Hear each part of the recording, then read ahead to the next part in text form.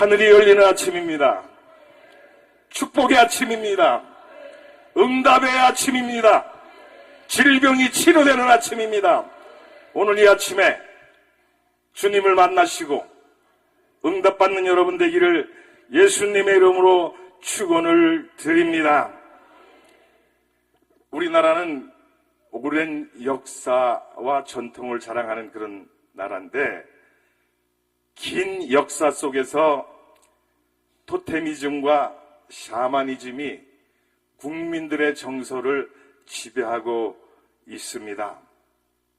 그래서 토속신앙, 무속신앙이 우리 국민들의 마음을 붙잡고 있는데, 그러다 보니까 우리나라의 그 토속신앙이나 샤머니즘을 보니까, 제가 어렸을 때에 시골에 이렇게 집을 보니까 뒷뜰에 가면은 신주단지를 이렇게 모셔놨어요. 여러분, 신주단지가 뭔지 아시죠? 항아리를 이렇게 식구 숫자만큼 갖다 놓고 이름을 써붙이고, 이것은 누구 신주단지, 이것은 뭐 엄마 신주단지, 이것은 아들 신주단지 해놓고, 거기다가 정한수 떠다 놓고 빌고, 또 신주단지가 없는 사람들은 어떻게 해요? 장독대에 가가지고 물 떠다 놓고 빌고, 그런 신앙을 가지고 있었어요. 제가 어렸을 때만 해도 의학이 지금처럼 발달되질 않았잖아요, 의술이. 그래서 눈달에 기가 나면은 눈썹을 하나 싹 뽑아가지고 사람들이 많이 다니는 길목에 돌멩이를 하나 갖다 놓고 그 위에도 눈썹을 놓고 또 돌멩이를 하나 올려놔. 사람들이 지나가다가 그 돌멩이를 툭 건드리고 가면은 내 눈달의 키가 그 사람한테로 올라간다. 그런 경험 없습니까? 그런 경험을 가지고 있어요. 우리나라 사람들이 그런 신앙을 가지고 있어요. 집에서 아기를 출산하면은 금줄이라고 하는 걸 매놓지 않습니까? 새끼를 꽈가지고, 새끼 꼬는데 여러분 정상적으로 꼬는 새끼가 아니에요. 금줄 매는 새끼는 웬 새끼를 꽈요, 웬 새끼. 그냥 그 일반적으로 꼬는 새끼하고 반대로 다 손으로 다 해서 새끼를 꽈가지고 거기다가 뭘 달아놓지요? 고추 갖다 끼고 숯도 갖다 끼고 솔까지도 갖다 끼고, 그리고 대문에다가 착 걸어놓고, 이 집은 아기가 출산했으니까 아무나 들어오지 말아라, 부정탄다. 그리고 금줄을 매놨어요.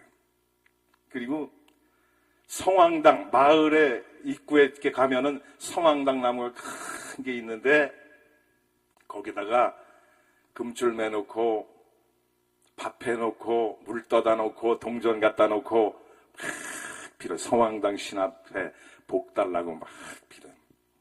한 가지 우스운 얘기는, 제가 강원도 횡성이 고향인데 어렸을 때 우리 마을에 성황당 나무가 있었습니다.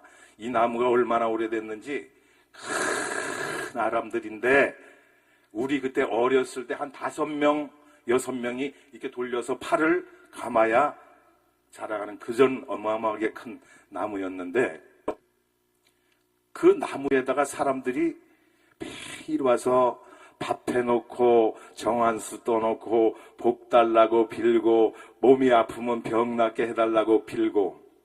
근데 그 나무가 속이 텅텅 폈어. 앞에가 다 썩었어, 이렇게. 그래서 야, 이게 왜 이렇게 썩었을까? 혼자 연구하고 생각해본 결과가 뭐냐? 사람들이 날마다 와서 복을 달라고 비는데 줄 복이 없단 말이에요. 그러니까 얼마나 속이 상하겠어요. 날마다 와서 빌고 복 달라고 하고 막 하는데 줄 복이 없으니까 속이 막 상해. 그러다 보니까 속이 다 썩어버렸어. 텅텅 비었어. 그리고 이 나무 거죽만 이렇게 해갖고 서 있는 나무가 큰 게 있는데, 거기에 뭐 도토리도 달리고 막 그래요.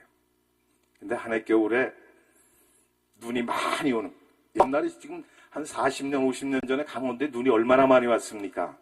한 해 겨울 눈이 많이 와갖고 눈이 나무 위에 많이 쌓였는데 그 무게를 견디지 못해서 나무가 쓰러지고 말았어요. 사람들이 무서워서 그 옆을 지나가지를 못합니다. 그래서 쓰러진 나무를 비켜서 옆으로 돌아서 길을 가고 그래요. 저희 가정은 어머니 때부터 신앙생활을 해서 저는 모태신앙인데 그런 거하고는 전혀 관계가 없어. 성황당 그건 미신이고 우리 하나님이 계시는데 그까지 나무가 무슨 그리고 우리 겁이 안 나요. 그래서 다른 사람들이 쓰러진 나무가 겁이 나서 그 나무를 밟지 못하고 돌아서 이렇게 길을 다니는데 우리는 톱을 들고 그 나무에게 갔어요. 그리고 그 나무를 자릅니다. 옛날에 시골에 나무에다가 구들장에 불때 갖고 살았잖아요. 추울 때 겨울에. 그래서 산에 나무 하러 가지 않고 쓰러진 성황나무를 톱으로 잘라다가 집에서 불을 떼는데 야, 그 나무가 얼마나 큰지 2년 겨울을 뗐는데도 그래도 남아. 다른 사람들은 겁이 나서 다 도망가는데 우리는 그 나무를 잘라다가 2년 겨울을 따뜻하게 지낸 그런 경험이 있습니다. 우리나라 사람들이 이렇게 토테미즘, 샤머니즘에 빠져 있어가지고 하나님이 다스리고 정복하고 지배하라고 하는 이 세상 만물에게 나가서 절을 하고 거기다가 복을 비는데 잘못된 거 아니냐 그런 얘기예요. 하나님이 우리에게 원하시는 것은 너희가 세상에 나가서 땅을 다스리고 지배하고 정복하고 온 우주 만물의 주인이 되라고 우리에게 복을 주셨는데 그 우주 만물에 나가서 복을 비는 한심한 그런 짓을 하지 않습니까? 제가 어렸을 때, 좀 젊었을 때 병원 생활을 했습니다.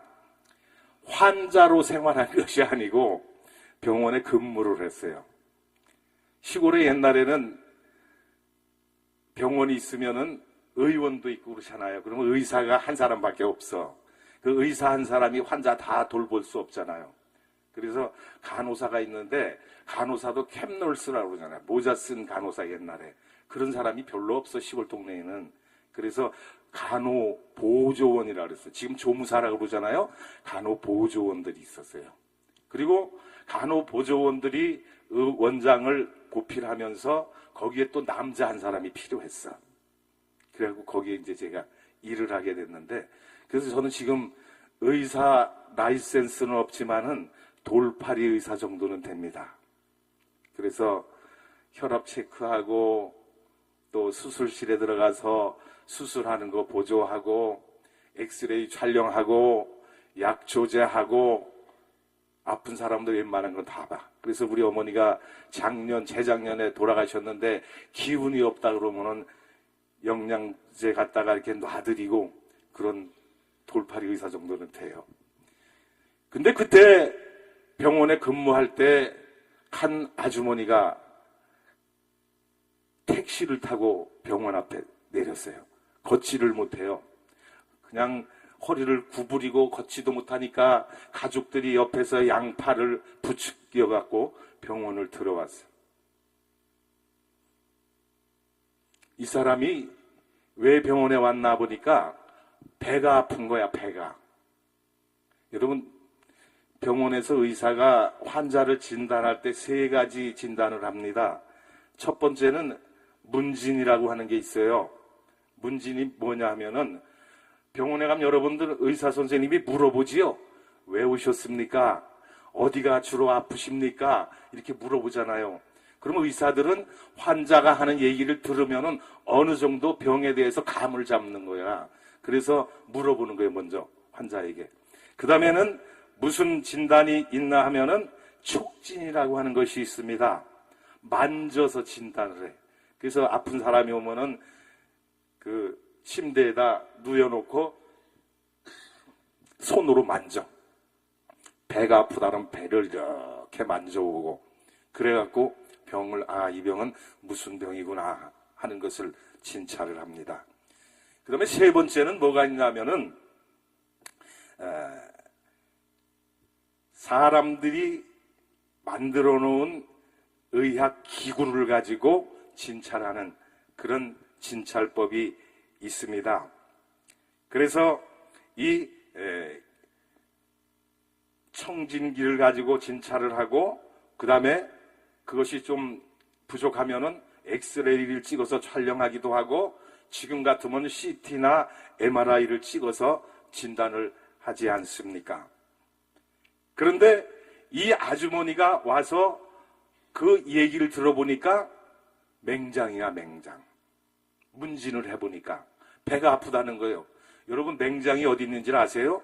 배꼽하고 골반 이 앞쪽 끝에 뼈하고 해서 3분의 2 되는 지점에 맹장이 있습니다. 그래서 맹장 걸린 사람은 그 부위를 눌렀다가 누를 때는 안 아파. 손을 딱 띄면은 아야하고 거기서 통증을 느끼는 거야. 문진을 해보니까 맹장염이야. 그래서 만져보니까 손을 못 대게 해, 아파가지고. 그래서 이제는 현미경을 갖다 놓고 혈액을 채취를 했습니다. 그래서 혈액을 채취해서 백혈구 수를 검사를 하는 거야. 우리 몸에 병이 오면은 백혈구가 늘어나게 됩니다. 왜 늘어나냐 하면은 우리 몸에 침투된 병원균을 잡아먹기 위해서 백혈구가 늘어나는 거예요. 우리 몸에 백혈구가 하는 역할은 우리 몸에 침투한 세균을 잡아먹는 역할을 한다, 그런 얘기예요. 그래서 맹장이 걸려갖고 온 이 사람들을 우리가 최종적으로 진단하는 것은 피를 뽑아서 현미경으로 백혈구 수를 조사를 하는 거예요. 그래서 정상적인 사람이면 4,000에서 6,000 정도의 이런 수치를 나타내는데, 제가 피를 체열을 해갖고 현미경에다 이렇게 숫자를 확인해 보니까 한 2,000이 넘어가더라고요. 엄청나게 심각한 겁니다. 그 백혈구가 많이 늘어나서 염증이 심하다는 거야. 근데 이 아주머니가 배가 아픈 지 15일 만에 병원을 찾아왔어. 15일. 맹장이라고 하는 것은 하루만 지나면 터져버려. 맹장이 터지면, 그 맹장이 염증이 생긴 게 터지면 고름이 나오잖아요. 그래갖고 그것이 이 창자에 막 옮겨가지고 복막염으로 발전을 합니다. 이 복막염이 된 것을 치료를 하지 않으면 창자가 썩어 들어가. 15일 동안 치료를 안 하고 병원에 왔으니까 얼마나 창자가 망가졌겠어요. 그래서 수술실에 들어가서 수술을 하는데 9시간을 수술을 했어요. 배를 열어보니까 창자가 말도 못하게 썩어갖고 엉망진창이 돼서 그 썩은 창자를 다 꺼내서 잘라내고, 그 다음에 고름을 다 닦아내고, 그 다음에 봉해서 수술을 9시간을 거쳐서 마쳤어요. 그런데 이 수술을 마치고 나서 항생제를 투여하는 거예요. 그때 당시에 엠실린이라고 하는 굉장히, 그때 당시에 굉장히 높은 그런 항생제를 투여를 해갖고 거기에서 치료를 해갖고 한 달 만에 그 사람을 퇴원을 시키는데, 가족들이 퇴원하면서 얼마나 고마워하는지 몰라요. 사람이 병이 걸리면은 약을 먹어서 고칠 병이 있고, 그 다음에 수술을 해서 고칠 병이 있습니다. 그 사람이 약만 먹어갖고 고쳐지는 병이 아니에요. 그런데 미련한 것은 토속신앙이 마음속에, 샤머니즘이 그것을 마음속에 지배를 해가지고 배가 아프니까 병원을 찾고 약국을 찾은 것이 아니라 점쟁이를 찾아가서 점을 쳐보고, 무당을 찾아가서 구슬해보고, 아니 맹장염 걸려서 터진 환자가 굿한다고 낫겠어요? 안 낫잖아요. 그렇게 미련을 떨고 15일 만에 와서 고생하는 그런 모습을 봤습니다. 이 환자가 살아날 수 있는 길은 오직 수술하는 길밖에 없어.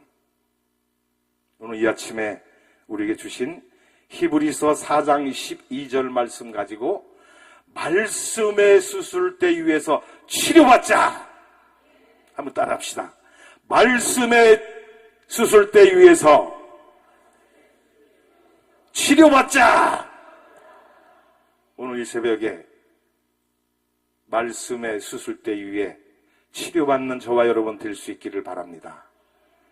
하나님의 말씀에 비추어서 우리의 질병을 진단하고 진단이 떨어지면 하나님의 말씀의 수술대 위에 우리가 올라가서 수술을 받고 우리의 죄악을 치료받는 그런 축복의 시간이 되어야 될 줄로 믿습니다.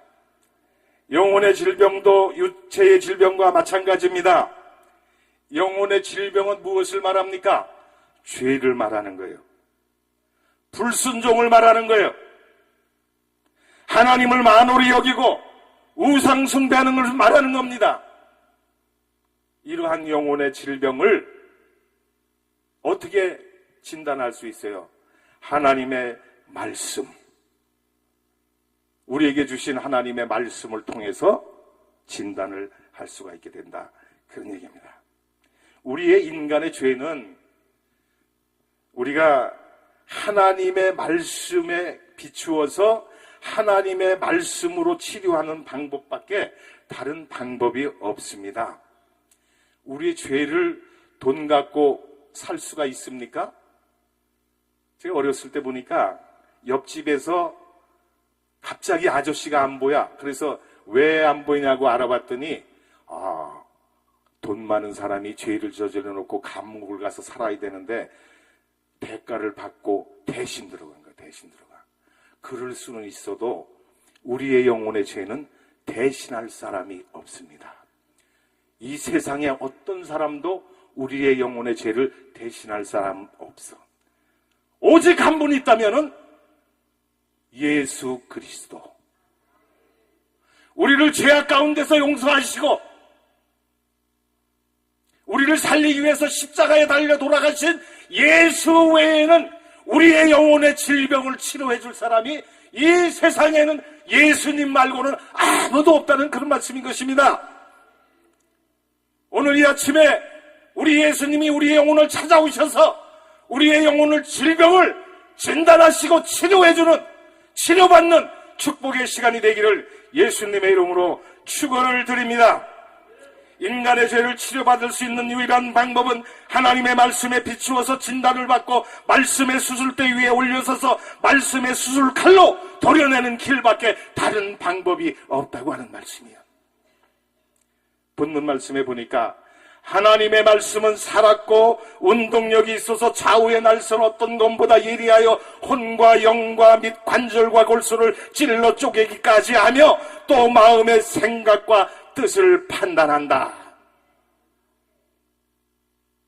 하나님의 말씀은 칼과 같다. 칼. 메스, 병원에서 수술하는 수술칼, 메스라 그런 얘기입니다. 우리의 육체의 질병을 메스로 수술하듯이 우리의 영혼의 질병을 하나님의 말씀의 메스로 수술받아야 살 길이 열려진다, 그런 말씀인 것입니다.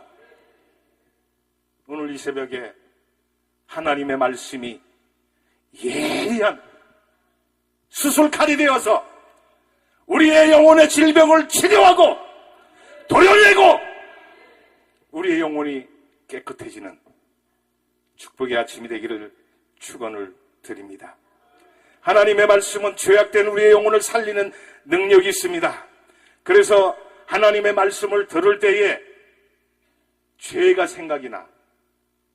내가 살아온 과거의 잘못됐던 행적들이 드러나게 되고 나의 삶의 잘못된 부분들이 깨달아지게 되고 하나님의 말씀만이 우리의 영혼의 질병을 치료하는 기준이 된다, 그런 말씀입니다.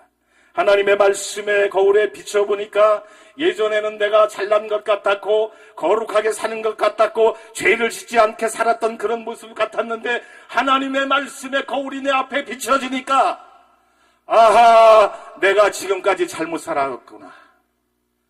나는 죄인이구나. 말씀 앞에 우리의 죄가 드러난다 그런 얘기입니다. 바울 되기 전 사울로 살 때는 자기가 하는 일들이 다 정당한 줄 알았습니다. 자기가 하는 일이 다 옳은 줄 알았습니다. 사도행전 22장 3절에 보니까 나는 유대인으로 길리가 다소에서 났고 이 성에서 자라 가말리엘 문화에서 우리 조상들의 율법으로 험한 교육을 받았고 오늘 너희 모든 사람처럼 하나님께 대하여 열심히 있는 자라. 내가 이 돌을 박해하여 사람을 죽이기까지 하고 남녀를 결박하여 옥에 넘겼노니 이에 대제사장과 모든 장로들이 내 증인이라. 또 내가 그들에게서 다메섹 형제들에게 가는 공문을 받아가지고 거기 있는 자들로 결박하여 예루살렘으로 끌어다가 형벌받게 하려고 가는 길에 무엇을 만났습니까? 예수님을 만나게 되는 거예요. 기독교인을 잡아서 박해하려고 다메섹으로 가는데 그 길에서 주님을 만나게 된 거예요. 그 주님을 만나는 순간에 사울이 변하여 바울이 된 줄로 믿습니다. 오늘 우리 아침에 하나님이 우리 마음속에 하나님의 말씀이 들려져서 사울 되었던 내가 바울로 변화되는 축복의 시간이 되기를 축원을 드립니다. 하나님의 말씀이 조명될 때에 우리의 죄가 생각난다 그런 얘기입니다. 6절에 보니까 가는 중 다메섹에 가까이 갔을 때에 오정쯤 되어 호련히 하늘로부터 큰 빛이 나를 둘러 비침에 내가 땅에 엎드려 들으니 소리 있어 이르되 사울아 사울아 내가 왜 나를 핍박하느냐 하시거늘 나와 함께 있던 사람들이 빛은 보면서도 나에게 말씀하시는 이의 소리는 듣지 못하더라. 내가 이르되 주님 무엇을 하리이까? 주께서 이르시되 일어나 다메섹으로 들어가라.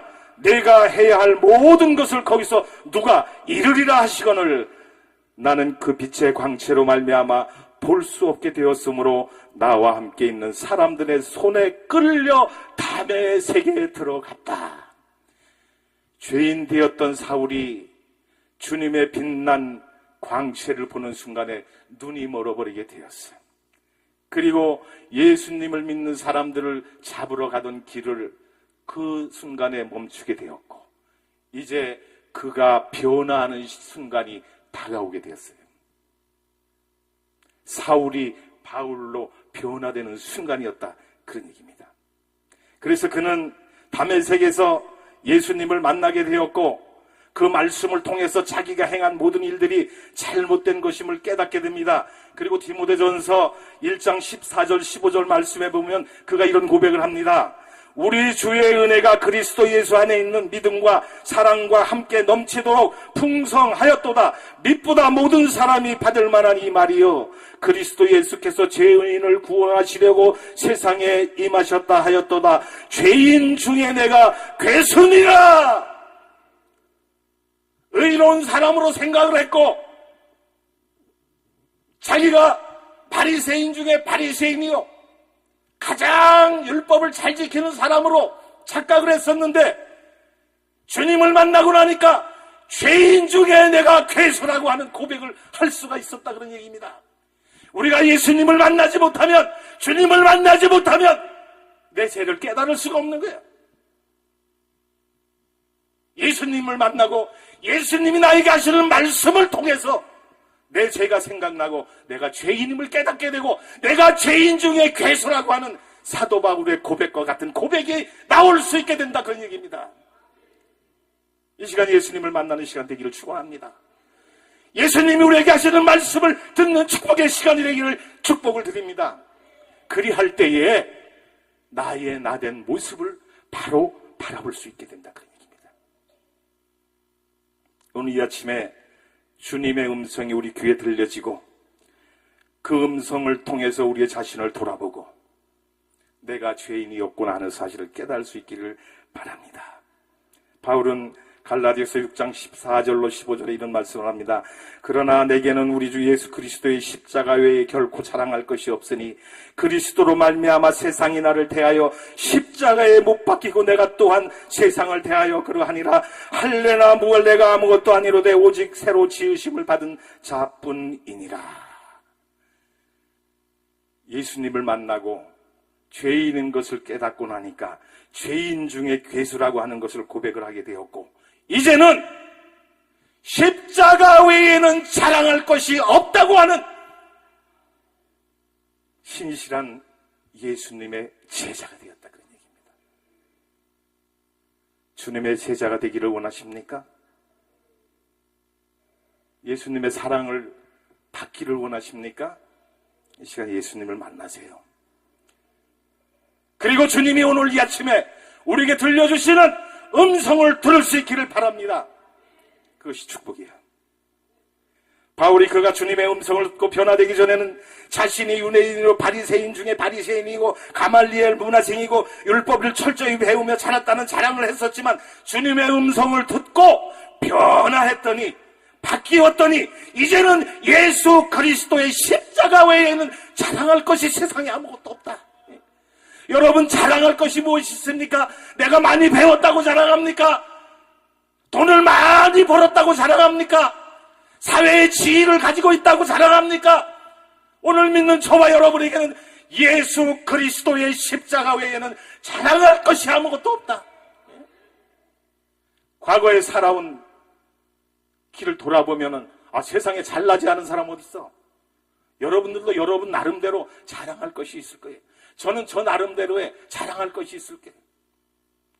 저도 중앙지, 우리나라의 말만 하면 알 수 있는 일간지에 기자를 했고, 신문사를 만들어갖고 발행인도 해봤고, 사회에서 돈도 많이 벌어봤고, 많은 사람들에게 색소폰을 잘 보니까 많이 돌아다니면서 색소폰 연주해갖고 박수도 많이 받아왔고, 조각을 해갖고 이 예술대전에 출품해서 상도 받아봤고, 자랑할 건 많아요. 근데 예수님을 만나고 나니까 그게 다 배설물로 여겨지더라. 예수를 만나고 나니까 과거에 내가 살았던 모든 세상의 자랑거리가 배설물로 여겨지더라. 이것이 예수님을 만난 자의 고백이 된다, 그런 얘기입니다. 여러분, 우리가 잘났으면 얼마나 잘났어요. 하나님 앞에 서면 발가벗은 것 같이 다 드러난다고 했는데, 하나님 앞에서 우리가 자랑할 것이 아무것도 없어. 이 시간 예수님의 핍박자 사울이 바울로 변화된 것 같이 우리도 변화되는 시간이 되기를 예수님의 이름으로 축원을 드립니다. 하나님의 말씀이 우리의 심령 속에 들려져서 그 말씀을 통해서 우리가 죄인인 것을 깨닫고 죄인 중에 괴수라는 사실을 인정하고 예수의 십자가 외에는 자랑할 것이 없다고 하는 바울과 같은 고백이 우리 입에서 나와야 된다고는 말씀이에요. 믿으십니까? 믿습니까?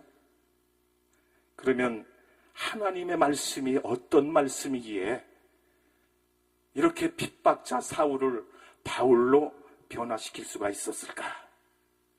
하나님의 말씀 첫째로 살아있는 말씀이었다. 죽은 말씀이 아니요. 2000년 전에 예수님의 제자들에게 들려줬던 그 말씀이 아니요, 없어진 말씀이 아니요, 오늘 이 시간 저와 여러분에게 하시는 하나님의 음성인 줄 믿으시기 바랍니다. 지금도 그 말씀이 살아서 역사하고 우리의 심령과 혼과 골수를 찔러 쪼개는 살아있는 말씀이다, 그런 얘기입니다. 그 말씀이 우리에게 들려질 때 우리의 죄가 깨닫게 되고 죄인임을 고백하게 되고 새롭게 거듭나는 변화의 사람이 될 수 있다는 말씀인 것입니다. 살아있는 말씀이란 무슨 말씀입니까? 활동하는 말씀입니다. 움직이는 말씀입니다. 죽어서 사장된 말씀이 아니라는 얘기입니다. 오늘날 참 안타까운 것, 저를 비롯한 모든 사람들이 죽은 말씀을 전해. 죽은 말씀. 살아있는 하나님의 말씀을 전하면 그 말씀이 우리 심령 속에 들려질 때 우리 마음의 심령이 변화가 일어나야 됩니다. 죄를 깨달게 되어야 됩니다. 하나님의 음성이 들려질 때에 하나님이 나를 구원하신 구주로 느껴져야 된다, 그런 얘기입니다. 먼 옛날에 예수님의 제자들에게 했던 음성으로 들어진다면, 그것으로 끝난다면 그 말씀은 살아있는 말씀이 될 수가 없어. 오늘 이 시간 우리들에게 하시는 말씀, 저와 여러분에게 하시는 말씀으로 들려지기를 축원을 드립니다.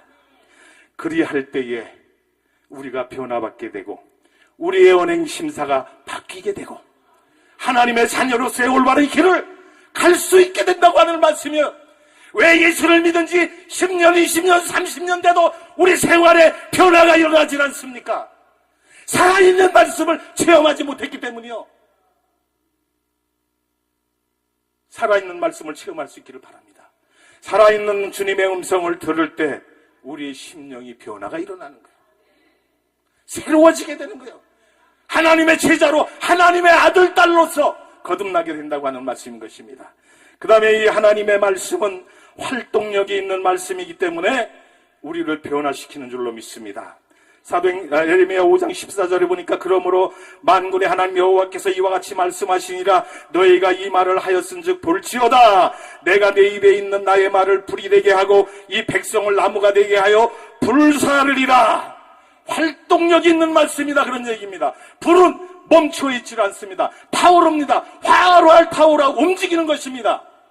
하나님의 말씀은 죽은 것이 아니요 활활 타오르는 불과 같이 지금도 살아서 역동적으로 우리의 심령 속에 역사하고 계신다는 말씀인 것입니다. 이 말씀이 우리에게 들려지고 나의 말씀으로 들려질 때에, 나에게 하시는 말씀으로 귓가에 메아리 쳐질 때 우리의 심령의 변화가 일어난다고 하는 말씀인 것입니다. 성령의 불로 죄악을 태우고 질병을 태우고 잘못된 우리의 습관을 태워버리고 모든 잘못된 모든 것들, 이 시간 성령의 불이 우리에게 임하셔서 우리의 죄악된 요소들이 다 없어지고 새롭게 변화되고 거듭나는 시간이 되기를 예수님의 이름으로 축복을 드립니다. 축복을 드립니다. 예레미야 23장 29절 말씀을 또 합니다. 여호와의 말씀이니라 내 말이 불같지 아니하냐 바위를 쳐서 부스러뜨리는 방망이 같지 아니하냐. 하나님의 말씀은 불과 같습니다. 두드려 부시는 방맹이와 같습니다. 강원도 바닷가에 놀러 가다 보니까 진부령을 넘어가게 됐어요. 겨울에 거기를 지나가는데 황태 덕장이 도로가에 있더라고. 황태를 말리는데요, 이 황태는 아주 차가운 그런 겨울에 눈을 맞았다 말랐다 또 눈이 내렸다 얼었다 녹았다 이런 과정을 거치면은 딱딱한 황태로 변하게 돼. 근데 이것이 얼마나 딱딱한지 그냥은 못 먹어. 여러분 황태 갖다 그냥 입으로 이렇게 뜯어보세요. 그게 씹힙니까? 뜯어집니까? 안 돼. 그래서 황태를 먹으려면 어떻게 해? 황태를 두들겨 부시는, 깨부시는 방망이가 있어. 방망이가 딱딱하게 굳어버린 황태를 방망이로 두들겨 패가지고 부들부들부들하게 만들어서 그것을 가지고 맛있게 요리를 해서 먹는 거예요. 하나님의 말씀은 방망이와 같다. 죄악으로 굳어진 우리의 심령, 잘못된 습관으로 망가진 우리의 심령, 이 심령을 두들겨 부시는 것이 있는데 그것이 바로 하나님의 말씀, 하나님의 말씀의 방망이다, 그런 얘기입니다. 오늘 이 시간에 하나님의 말씀의 방망이가 우리의 죄악된 심령, 굳어진 심령 속에 내리쳐서 깨지는 시간, 부서지는 시간, 부드러워지는 시간이 되기를 바랍니다. 그리해야 황태로서의 맛이 나오듯이 하나님의 말씀의 방망이가 우리를 부서뜨려야 참 신자로서 하나님의 자녀로서의 길을 갈 수가 있게 된다, 그런 얘기예요. 그래야 맛이 나는 거예요. 그 맛을 내는 사람이 가는 곳에 만나는 사람이 그 맛을 느끼게 되는 겁니다.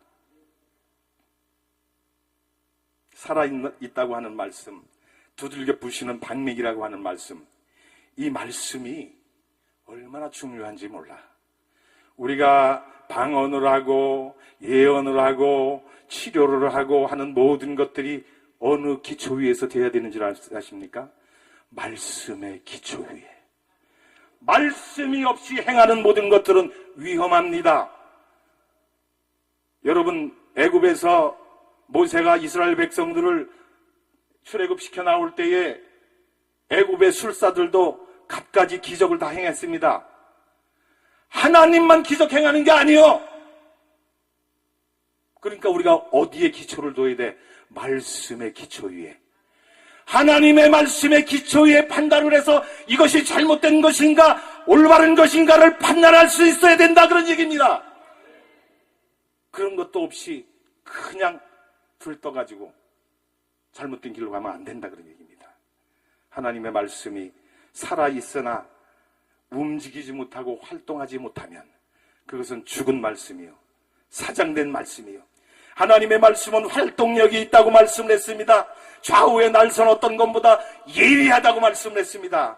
그렇기 때문에 이 말씀을 통해서 우리는 거듭나야 된다. 그 다음에 하나님의 말씀은 예리하기 때문에 우리의 심령, 영과 혼과 골수를 찔러 쪼개기까지 한다 말씀을 했어요. 어제 새벽에는 제가 기러기가 날아가는 것에 대해서 말씀을 드렸지요. 오늘 새벽에는 무엇을 말씀드리냐, 제 설교는 시리즈로 나가 예화도. 그래서 오늘 아침에는 기러기를 잡는 것을 말씀을 드릴게요.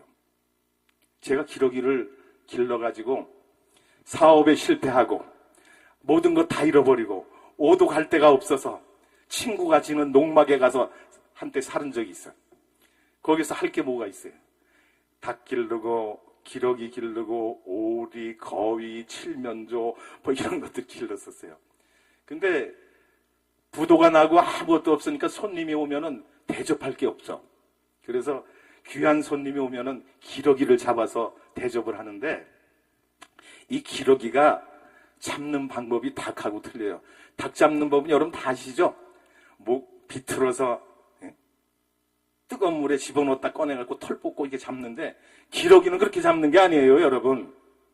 하나님이 기러기를 창조하실 때에 기러기가 어제 말씀드린 것 같이 4만 킬로를 날아가는 철새예요.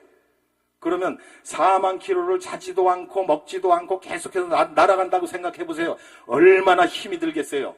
그런데 그 날아가는 도중에 비가 오지 말라는 법이 어디 있어요? 날씨가 좋으라는 법만 있습니까? 아니잖아요. 궂은 날도 있고 눈 오는 날도 있고 비 오는 날도 있고 때로는 찬바람이 불 때도 있고 더운 바람이 불 때도 있고 온갖 시련이 닥쳐오는 거야. 하나님은 기러기를 창조하실 때에 그 여건에 맞춰서 날아갈 수 있게끔 창조하셨는데, 닭은 물에다 집어넣으면 털이 젖잖아요. 기러기는 물에다 넣으면은 이 털에 지방기가 많아가지고 물을 먹지를 않아요. 그래서 뜨거운 물에 넣었다 꺼내도 털이 뽑히질 않아요. 그래서 잡는 방법이 뭐냐? 기러기를 잡아서 통을 끊고 목을 끈으로 매달아서 이렇게 묶어서 매달아 놓고 칼을 가지고 껍데기를 벗깁니다. 가죽을 벗깁니다. 근데 이 가죽이 얼마나 단단한지 무뎌진 칼로는 벗겨지질 않아요. 그래서 아주 예리한 칼을 가지고 벗겨야 되는데, 제가 가지고 있는 칼 중에서 아주 예리한 칼이 있습니다. 아까 말씀드렸듯이 재주가 많아가지고 조각하는 기술이 있어. 그래갖고 서각이라고 그럽니다. 서각이라는 말은 글서자에다 새길각자, 글을 새기는 거야.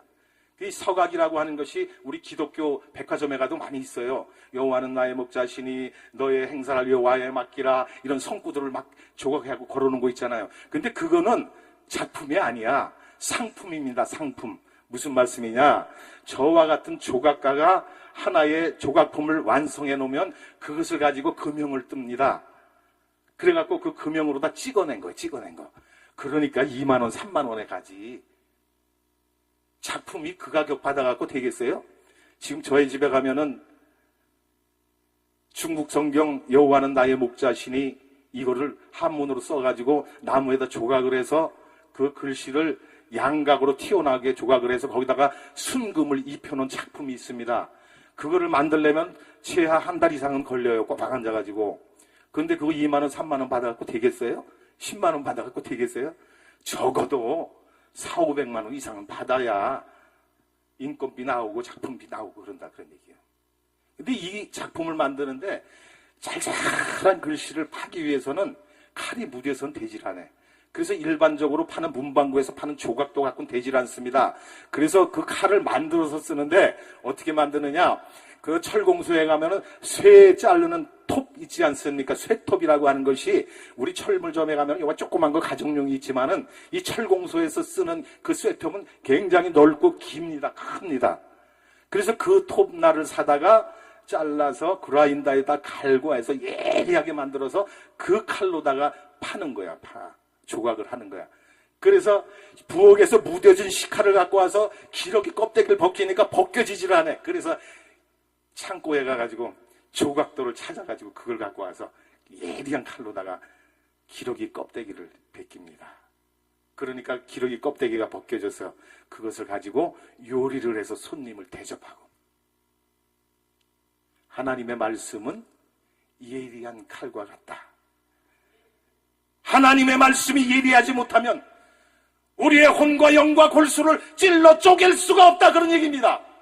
하나님의 말씀은 예리한 칼과 같기 때문에 저와 여러분의 혼, 영, 관절, 골수 다 쪼개는 말씀이 된다 그런 얘기예요. 그래서 하나님의 말씀, 예리한 말씀이 우리에게 들려질 때 우리의 영이 치료되는 줄 믿습니다. 우리의 혼이 치료되는 줄 믿습니다. 골수와 관절이 치료되는 줄 믿습니다. 오늘 이 아침에 주시는 하나님의 말씀, 우리에게 들려지는 하나님의 말씀이 예리한 칼과 같이 작용을 해서 우리에게 들려져서 그 말씀이 우리의 심령을 수술하고 우리의 혼을 찔러 쪼개고 관절과 골수를 수술하는, 새롭게 변화시키는, 치료하는 축복의 시간이 되기를 바랍니다. 그래서 그 말씀이 우리의 혼을 치료하고 우리의 관절을 치료하고 우리의 영을 치료하고 우리의 질병을 치료하고 치료의 역사가 일어나는 귀한 아침이 되기를 축원을 드립니다. 하나님의 말씀은 우리의 마음과 생각과 뜻을 판단하시는 말씀이라고 했습니다. 12절의 하반절에 보니까 마음과 생각과 뜻을 판단하나니, 우리가 남을 판단하고 정죄하잖아요. 성경은 그러잖아요. 남을 판단하지 말아라. 남을 비판하면 네가 비판을 받는다. 근데 우리를 판단하고 비판할 수 있는 것은 딱 한 가지 있는데 하나님의 말씀. 여러분, 남 정죄하지 마세요. 하나님의 말씀에 비추어서 그의 행동이 잘못됐는지 잘 됐는지를 판단해야 된다는 얘기예요. 내 생각으로 판단하고 내 생각으로 그를 비판하고 해서는 안 된다 그런 얘기예요. 하나님의 말씀은 우리의 마음과 생각과 뜻을 판단하는 말씀이다 그런 얘기입니다. 하나님은 우리의 머리털까지 세신 바 되신다고 마태복음 10장 30절과 31절에 말씀을 하고 있습니다. 저는 이 말씀을 생각할 때 참 위로를 많이 받아. 하나님이 우리의 머리털 다 세고 계시는데 여러분같이 수치 많으면은 하나님이 머리털 세기 골치 아프실 거야 아마. 근데 저같이 이렇게 머리가 다 빠지고 나면 하나님이 머리 쓸 필요가 없어. 간단하니까. 한번 쓱 보면 아실 거란 말이에요. 하나님은 우리의 심령을 다 아시는 분이라 그러네요. 우리가 먹고 입고 쓸 것 모든 것들을 아시는 분이 하나님이다 그런 얘기예요. 그러니까 걱정할 필요가 없는 거야. 공중 나는 새를 보라. 저들이 농사하지 아니하여도 먹을 것을 준다 그랬어요. 들의 백합화를 보라. 수곡일삼하지 아니하여도 솔로몬의 입은 옷이 그 영광이 백합화만 못하다고 말씀을 했어요. 왜 하나님의 자녀된 우리가 먹을 것, 입을 것을 걱정해야 되냐 그런 얘기예요. 살아있는 말씀을 경험하지 못했기 때문에, 살아있는 말씀을 체험하지 못했기 때문에 걱정하고 근심하고 염려하고 좌절하고 낙심하고 넘어지게 되는 거예요. 이 시간에 살아있는 하나님의 말씀이 우리 심령 속에 들려져서 그 말씀이 나의 말씀으로 이해되어지고 그 말씀 속에 하시는 주님의 음성이 우리 심령 속에 들려져서 걱정을 버리는 시간이 되기를 바랍니다. 먹을 것 걱정, 입을 것 걱정, 쓸 것 걱정, 자녀 걱정, 사업 걱정, 모든 걱정을 다 내려놓을 수 있기를 바랍니다. 이게 축복이에요, 이게. 오늘 이 아침에 우리는 주시는 말씀, 하나님의 말씀, 얼마나 중요한지 몰라요. 하나님은 우리의 생각을 아시는 것은 물론이거니와 우리를 향하신 하나님의 마음도 하신다고 말씀을 하시면서 하나님을 만나는 방법을 우리에게 제시를 하는데, 에레미야 29장 11절과 13절에 보니까 여호와의 말씀이니라 너희를 향한 나의 생각을 내가 아나니 평안이요 재앙이 아니니라. 너희에게 미래와 희망을 주는 것이니라. 너희가 내게 부르짖으며 내게 와서 기도하면 내가 너의 기도를 들을 것이요 너희가 온 마음으로 나를 구하면 나를 찾을 것이요 나를 만나리라. 나를 만나리라. 우리가 예수님을 구하고 예수님을 찾으면 우리를 만나주신다고 했어요. 누구를 만나시길 원합니까? 하나님을 만나야 돼. 우리를 죄악 가운데서 구해주신 예수님을 만나야 돼. 거기에 희망이 있는 것이요 거기에 우리의 살 길이 들어있다고 하는 말씀인 것입니다.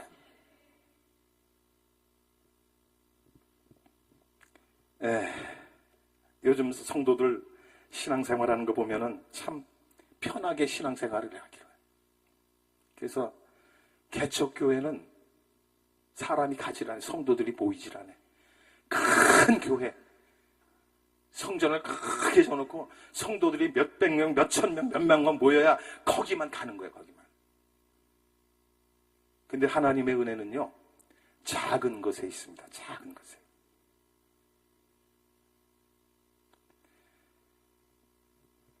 문화의 비유가 나오지 않습니까? 누가복음에 보면 열문화의 비유가 나오는데 어떤 주인이 왕위를 받으려고 외국을 나갔어요. 그러면서 외국을 나가면서 10명의 종들에게 각각 한 문화씩을 나눠주지 않습니까? 그리고 외국으로 갔습니다. 그리고 왕위를 받아가지고 다시 돌아왔습니다. 그 문화를 줄 때는 그 문화를 왜 줬겠어요? 그것을 가지고 열심히 노력하고 열심히 장사하고 열심히 일해서 많은 이익을 남기라고 준 거 아니겠습니까? 그런데 어떤 사람은 이 한 문화를 가지고 10문화를 만들어 놓은 사람도 있고 5문화를 만들어 놓은 사람도 있고 한 문화를 그냥 가지고 있다 그대로 가지고 온 사람도 있고 이런 종들이 여러 가지 형태로 나타나는데 그때에 하시는 말씀이 악하고 게으른 종은 그냥 수건에 싸두어서 한 문화 그대로 주인에게 드릴 때 말씀을 합니다. 한 사람이 와서 이르되 주인이여 보소서 당신의 한 문화가 여기 있나이다. 내가 수건으로 싸두었나이다. 이는 당신이 엄한 사람인 것을 내가 무서워함이라. 당신은 두지 않은 것을 취하고 침지 않은 것을 거두나이다 하고 핑계를 댑니다. 그때에 주인이 하는 말이 악하고 게으른 종아. 책망하는 거예요. 책망하는 거예요. 악하고 게으른 종에게 하시는 말씀이 악한 종아 내가 내 말로 너를 심판하노니 너는 내가 두지 않은 것을 취하고 심지 않은 것을 거두는 엄한 사람인 줄 알았느냐. 그러면 어찌하여 내 돈을 은행에 맡기지 아니하였으냐. 그리하였으면 내가 와서 그 이자와 함께 그 돈을 도로 찾았으리라 하고 곁에 섰는 자들에게 이르되 그 한 문화를 빼앗아 10문화 있는 자에게 주라 하니 그들이 이르되 주여 그에게 이미 10문화가 있나이다. 주인이 이르되 내가 너희에게 말하노니 무릇 있는 자는 받겠고 없는 자는 그 있는 것도 빼앗기리라. 그리고 내가 왕됨을 원하지 아니하던 저 원수를 이리로 끌어다가 내 앞에서 죽이라. 하나님 앞에서 착하고 충성된 종이라고 하는 칭찬을 들으려면 어떻게 해야 되는지 압니까? 편한 신앙생활에 안주하지 마세요. 이미 큰 교회가 가지고 일주일에 그저 주일날 11시 그 예배만 한번 갔다 오면 하나님 안녕하셨어요? 하나님 저 이제 갑니다. 그리고 한 주일 또 지난 뒤에 가서 하나님 다시 왔습니다. 이러고 가고 축복이 있겠느냐 그런 얘기예요. 하나님은 큰 교회나 작은 교회나 똑같이 계시는 거예요. 착하고 충성된 종이 되려면 작은 일에 충성하라고 합니다. 큰 것 하나님 요구하시는 거 아니에요. 작은 것 요구하신다 그래요. 우리에게 주어진 어떤 일이 있다 할지라도 작은 것이라 할지라도 경솔하게 여기지 말고 그 일에 충성을 다하면 큰 것을 받은 자가 많이 남겨서 드리는 것과 작은 것을 받은 자가 조금 남겨서 드리는 것과 똑같이 하나님은 대우해 주신다 그런 얘기예요. 여러분, 이 시간 우리 한번 내 자신을 돌아볼 수 있는 시간이 될 수 있기를 바랍니다. 내가 지금까지 신앙생활하면서 편하게 신앙생활 하려고만 하지 않았는가? 이제 우리는 변화된 사람이 되어야 됩니다. 새로운 사람으로 거듭나야 됩니다. 사울이 변하여 바울이 되었던 것처럼 과거에는 예수님의 하나님의 말씀을 우리가 기피하고 편한 길에 안수해서 어떻게 하면 편하게 신앙생활할까 이렇게 생활했다고 한다면 이제부터는 하나님이 나에게 어떤 일을 맡겨주시든지 그 일에 충성을 다해서 마지막 날 주님 앞에 설 때 잘하였도다 착하고 충성된 종아, 네가 작은 일에 충성하였으니 내가 큰 것으로 네게 보답하겠다. 하나님의 음성을 들어야 되지 않겠습니까? 사람들은 다 큰 것을 좋아해. 그러나 하나님은 형식적으로 큰 것을 원하지 않습니다. 내실을 원하시는 거예요. 부자가 드린 돈보다 과부가 드린 엽전 2잎을 우리 주님은 칭찬하시지 않았습니까? 물질이 많고 적은 것이 아니라 그 물질 속에 우리의 정성, 우리의 마음이 담겨 있는 것을 원한다 그런 얘기입니다. 부자는 많은 재물 가운데 일부를 드렸지만은 과부는 가난한 가운데 있는 자기의 전 재산을 드렸습니다. 우리 주님이 원하시는 것은 큰 것을 요구하시는 것이 아니라 나의 정성을 온전히 받으시기를 원하신다 그런 얘기입니다. 우리가 하나님 앞에 물질을 드릴 때에 많고 적음에 연연하지 말고 이 물질 속에 나의 모든 것이 스며 있느냐 그렇지 않느냐를 생각해야 된다 그런 얘기입니다. 하나님은 작은 것을 원하신다. 작은 일에 충성할 때 착하고 충성된 종이라는 말씀을 하신다고 하는 말씀이에요. 큰 것만 찾지 말고 작은 것을 찾아서 주님의 칭찬받는 저와 여러분이 될 수 있기를 바랍니다. 그리고 오늘 우리 주시는 이 말씀을 통해서 하나님의 말씀은 살았고 운동력이 있어서 좌우에 날선 어떤 이한검보다 예리하여 우리의 심령과 혼과 골수와 관절과 영과 모든 것들을 다 찔러 쪼개고 수술한다고 했는데 그 말씀이 우리 심령 속에 온전히 들려져서 그 말씀이 내 말씀이 되어서 나의 것이 되어서 이 시간 변화의 역사를 체험하는 시간이 되기를 주의 이름으로 축원을 드립니다. 변화될 때에 바뀔 때에 하나님 보시기에 합한 자가 된다 그런 얘기입니다. 변화의 축복을 체험하는 이 아침이 되기를 예수님의 이름으로 축원을 드립니다. 주신 말씀 생각하면서 이 시간 내가 깨어지기를 원합니다. 말씀의 방맹이로 나를 두드려 주시옵소서. 말씀에서 우리의 영혼과 관절과 골수를 찔러서 쪼개서 수술하여서 변화된 삶을 주시옵소서. 사울이 변하여 바울이 되어서 예수님의 참된 종이 되었던 것처럼 이 아침에 우리에게 주시는 말씀을 통해서 지금까지 내가 살아왔던 길이 과거가 잘못됐다 할지라도 말씀을 통해서 변화받고 내가 예수님의 온전한 제자가 되어서 말씀 따라 살기를 원합니다.